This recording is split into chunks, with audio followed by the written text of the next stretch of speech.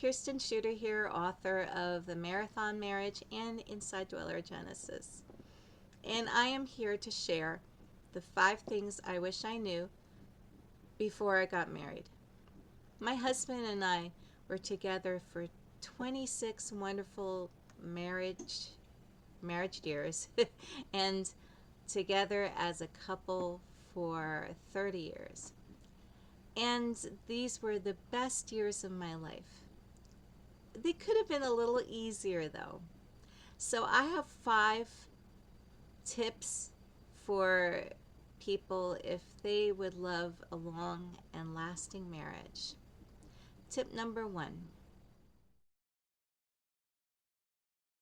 Now, being consistent means communicating consistently, um, you know, following through with what you say. If you make a promise, keep the promise. Try and be as consistent as you can be with people around you, and that will actually help trust and communication, and it's a lot of good stuff that happens when we concentrate and focus on being consistent. Number 2, devote yourself to knowing your spouse. Even up until my husband's death, I was still learning new things about him. And it's amazing how much enjoyment you get from becoming really close to your spouse, like my husband and I were.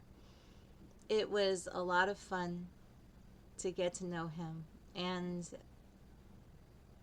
he was constantly surprising me. People are complicated, and part of the pleasure of being married is and spending all your time with another person is not only the company, but what you get to discover about each other. Number 3, have courage. So when I'm talking about courage, I mean try and have courage to face your own inner demons. We are affected by our past, and we bring that into our relationships. Sometimes we may not act perfectly, unfortunately, but we have to try and face the situation realistically and then move forward so that we can confront the problem and actually get something done rather than retreat from it. Because when we retreat from it, the problem's still there. It doesn't go away. It's better off just to take it head on, and then also having the courage to own your part in the way your marriage is going, the way you're communicating with your spouse, and the way you're acting. And sometimes you have to just say, okay, this one's on me, I'm sorry, and you live through it and you get better at it as time goes on. It's just better to have the courage to be honest with yourself and with your spouse. So, number 4, criticizing constructively. And with this is bringing in positivity into many aspects of your communications throughout the day. Marriages are a lot of fun when you're both there to love and support each other. But sometimes we also need to work with our spouse if they're willing to or if they're able to. And the way we can do that is to learn how to criticize constructively and with positivity. And this is a life skill. It's a challenge, and you may have to work with your spouse A lot. Yeah, you might have to be very patient too. I know my husband was very patient with me, and it helped because he had an endless supply of forgiveness and love for me. And he was able to, I mean, I really relied on him after a while to help me in situations and navigate situations. And it was really like, it was very valuable for me, and it helped me grow as a person.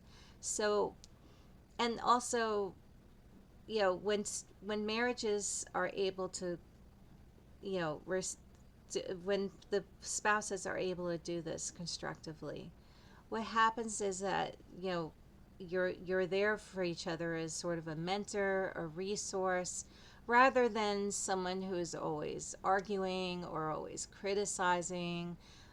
We want to try and cut down on that negativity because it's not good for long-term marriages. The positive aspects of, mentoring and being able to constructively give feedback is really an important part of staying together and being together and being very happy in that process. And point number 5, treat each other with kindness and respect. Now, this might seem obvious, but you never know how, when people get comfortable with each other, how they're going to act on a daily basis. When you're adjusting to each other, you want to try and consciously make your communications with respect and kindness, because it goes a long way.